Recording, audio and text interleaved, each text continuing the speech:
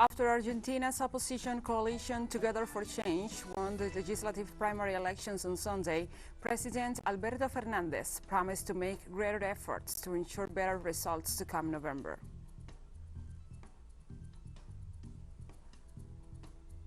Norway's left-wing opposition, headed by the Labour Party, won Monday's general election after a campaign that focused on the key oil industry in Western Europe's largest producer. The United Nations has expressed confidence that civilian rule will return to Guinea within a reasonable time frame.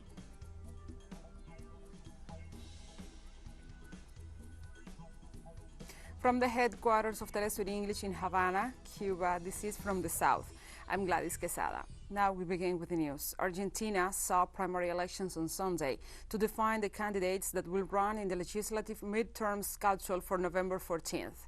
We have more details in the following report by our correspondent, Carolina Silvestre. In voting and counting due to the COVID-19 pandemic, Argentinians voted throughout the country. I put the ballot inside the envelope and showed it to the authorities, and then I put it in the ballot box. It went perfect. Carefully, I entered when they called my name. They were calling by voting table number. I brought my alcohol, my pen, and my ID. No problem. We put the ID where it should be, right? And well, we also put the ballot inside the envelope. We showed it and put it back in the box. Thank God everything was fine. There were not so many people. It flowed smoothly, and I really liked it a lot.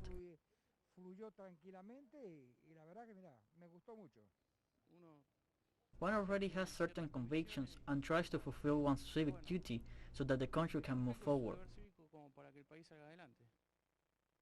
With similar results to the 2017 midterm elections, Together for Change won first place, and in second place was the Front of All, followed by the rest of the fronts.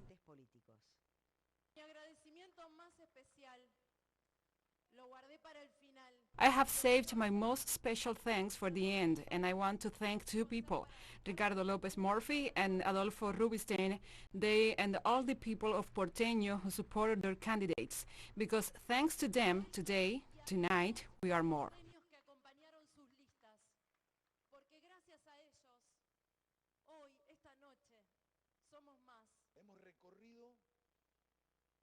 We have visited many municipalities. We were missing some places, but we will be there in the ones we are missing. We have been learning, we have been listening, we have made proposals. We are a diverse space, but we are together. The current Argentinian president, an important member of the Front of All, also spoke about the electoral process together with some of the candidates. What we need most is to move forward with more social justice, with more development, with more production, with more public education, with more public health. That is what brought me to the government the day Cristina and I were voted in October and in December, when we arrived at the government, with the same ideals, the same convictions, listening to the message of the people, knowing that in that message there are unmet demands that we must meet, and surely there are claims for mistakes made that cannot be repeated.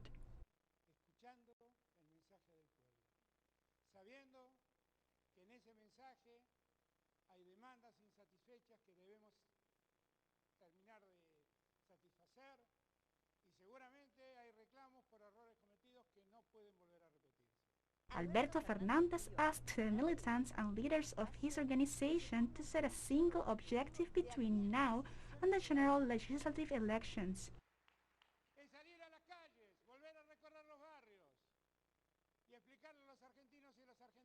It is to go out to the streets, to go back to neighborhoods, and to explain to Argentine men and women that there is a country to be built, after all the pain inherited from the years previous of our arrival to the government, and after all the pain left by the pandemic.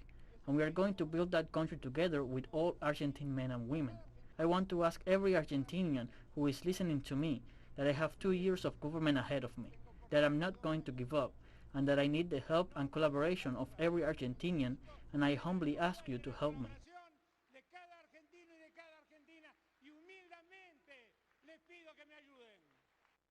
With the candidates chosen to run for the 127 seats in the lower house and 24 in the Senate, the political fronts are preparing for the November 14 elections, which will determine the composition of the Argentine parliament for the next 2 years.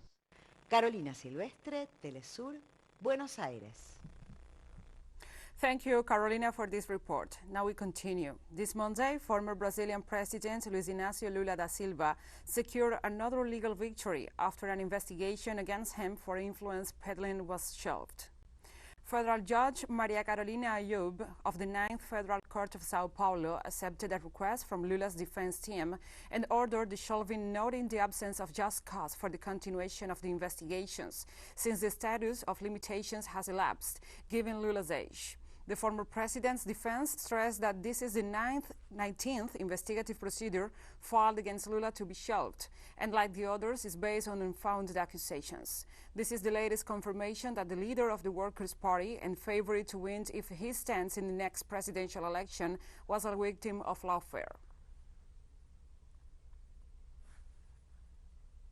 Environmental activists are among those under threat in Colombia, as the state fails to protect those fighting for their rights.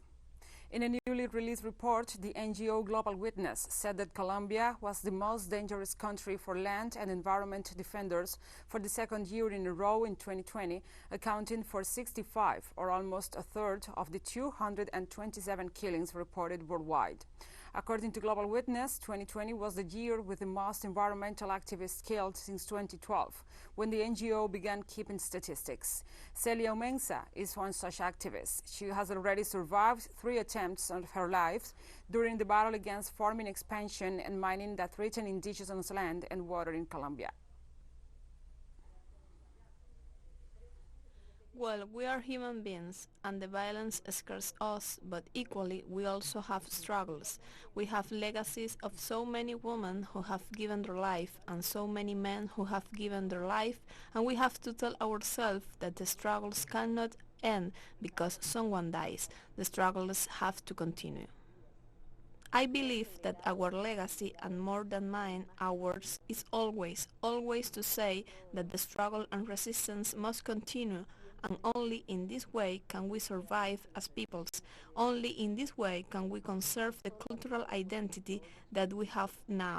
Only in this way can we say that the environment is something so important for human beings that it is the life of human beings.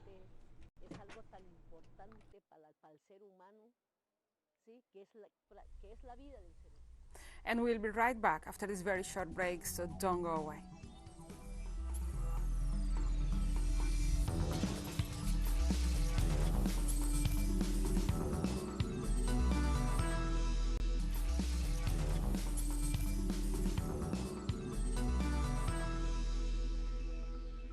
Welcome back.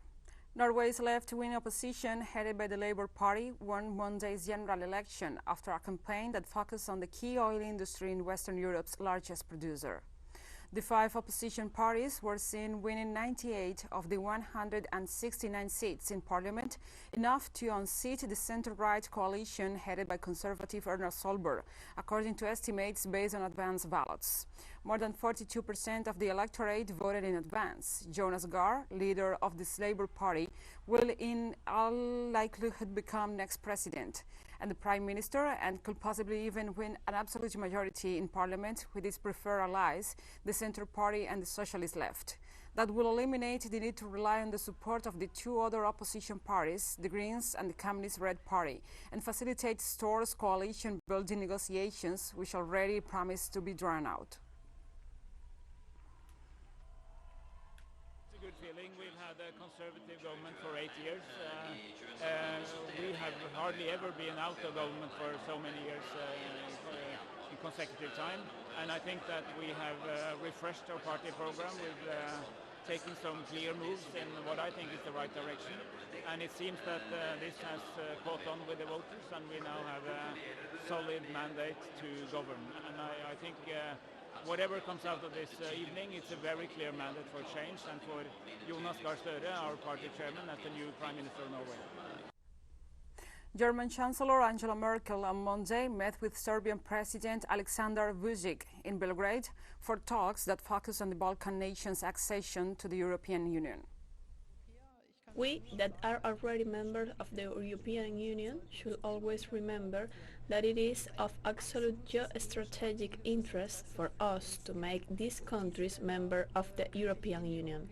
If you say that there are regress, we have to see that there is influence for many other countries in the world, and if the European Union is not fast enough in building roads and other actions, then they are forced to make arrangements with other partners. Speaking as German Chancellor and member of the European Union, I have to say that we always have to remember how important geostrategic the rapprochement of these countries towards the European Union is. The resumption of the trial of the ousted leader of Myanmar, Aung San Suu Kyi, was postponed on Monday after she failed to turn up because she felt ill, according to her lawyer. Held under house arrest after the military ousted her from power in February, Suu Kyi, aged 76, remains cut off from the world, except from court appearances and brief meetings with her legal team. She faces a series of charges that could see her jailed for over a decade. The trial on charges that she violated coronavirus restrictions during the elections her party won last year and illegally imported walkie-talkies was due to resume on Monday after a 2-month pause due to the COVID-19 outbreak.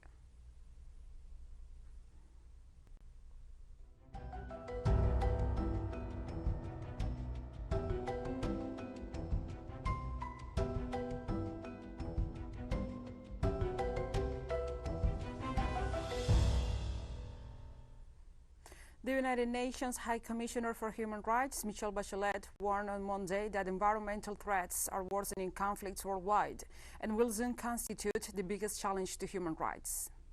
Because of human action and inhuman inaction, the triple planetary crisis of climate change, pollution, and nature loss is directly and severely impacting a broad range of rights, including the rights to adequate food, water, education, housing, health, development, and even life itself.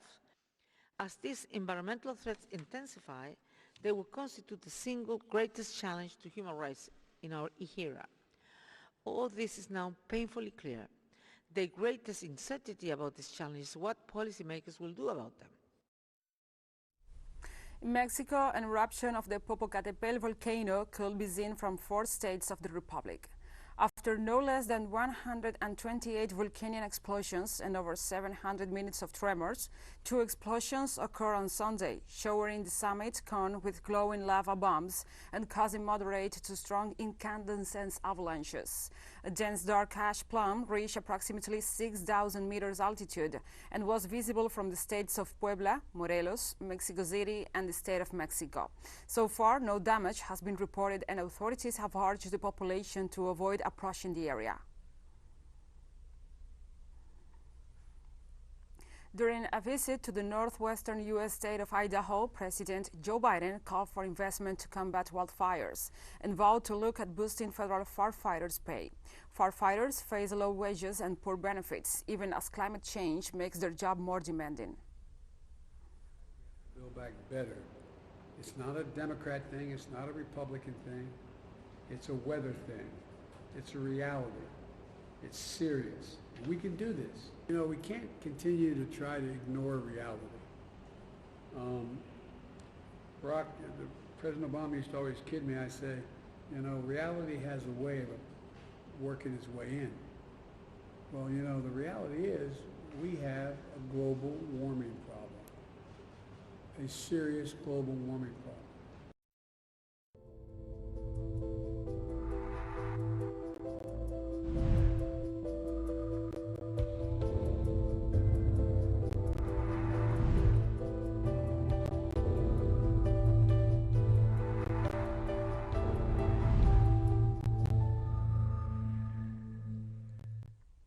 In the United States, New York City started enforcing rules on Monday, requiring workers and patrons to be vaccinated in order to go indoors at restaurants, museums, gyms, and entertainment venues. Businesses are now required to check the vaccination status of all staff and customers aged 12 and older, or they will be subject to fines. Residents can show proof of vaccination in the form of a CDC vaccination card and NUC vaccination record of the NUC COVID Safe app. New York Mayor Bill de Blasio said civilian inspectors from 13 city agencies were expected to begin the enforcement of the new rules. The measures are part of the authorities' effort to encourage more people to get vaccinated and thereby safely reopen the crowded city without sparking further outbreaks. We have more news coming up after this final short break, so stay with us.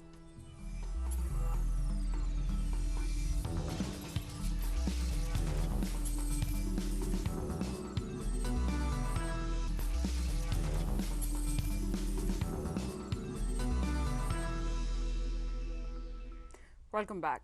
The UN Secretary General's Special Representative for West Africa and the Sahel has expressed confidence that civilian rule will return to Guinea within a reasonable time frame.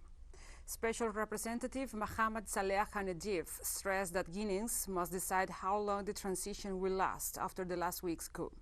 Guinea's ruling junta is facing increasing international pressure to release ousted President Alpha Condé and to ensure a return to democracy.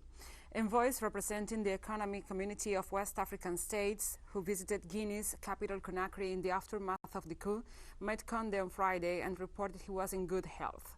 After the visit, Guinea's standing Foreign Minister Fernandez spoke to an agreement in principle to release Condé but offered no further details.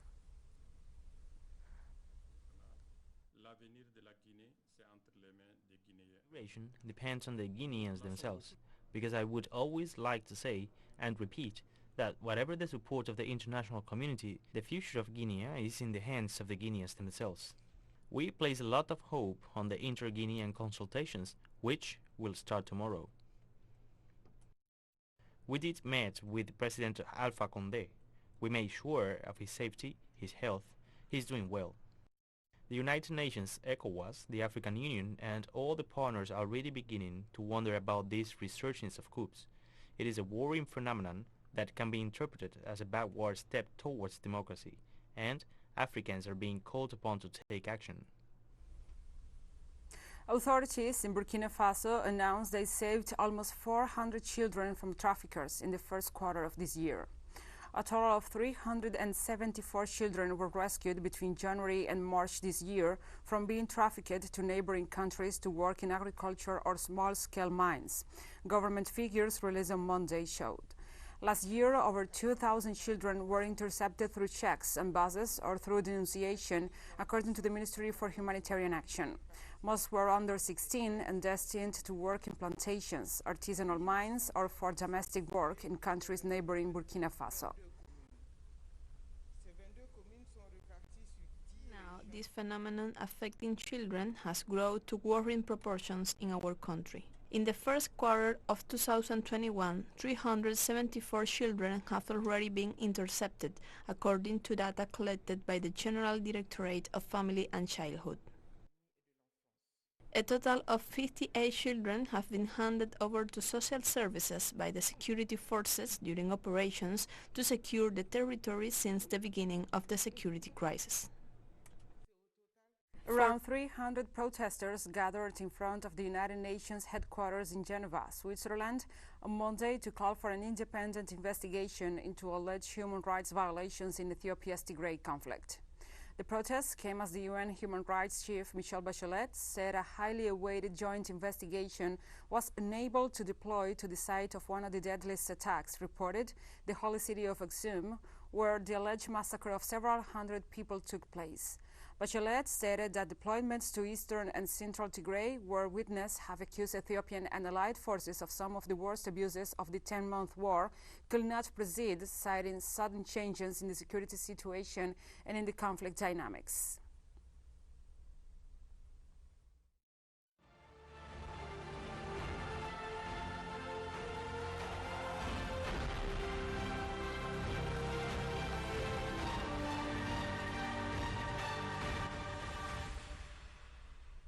In Afghanistan, the Taliban government received the Qatari foreign minister, the highest level foreign official to visit the country since the group took power.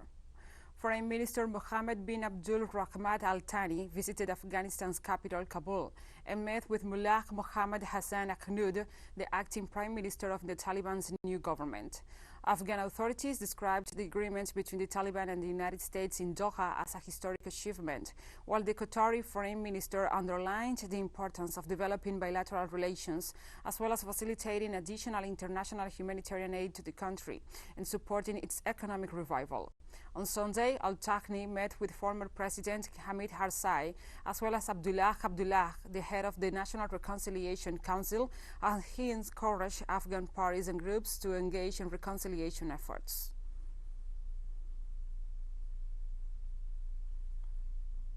United Nations Secretary General Antonio Guterres has again called for international engagement with the Taliban to avert an economic collapse in Afghanistan, insisting aid could be used as leverage to improve human rights. It's important to engage with the Taliban at the present moment for all aspects that concern the international community, be it about terrorism, be it about human rights, be it about drugs, be it about the nature of the government. So our attitude is to engage. Humanitarian aid will not solve the problem if the economy of Afghanistan collapses. And we know that the risk is enormous and that there is a dramatic lack of cash. In this context, the United Nations High Commissioner for Human Rights, Michelle Bachelet, expressed her disappointment regarding the lack of inclusiveness and diversity in the Taliban transitional government. The UN official also expressed concern over the treatment of women and those who oppose the Taliban's rule. Bachelet reiterated her call to the UN Human Rights Council to put in place a specific mechanism to closely monitor the evolution of the human rights situation in Afghanistan. And we have come to the end of this news brief. But remember, you can find this and many other stories on our website at telesurenglish.net. And also, if you feel so inclined, please follow us on social media. We are on Facebook, Twitter, Instagram, and Telegram. For Telesur English, I'm Gladys Quesada. Thank you for watching.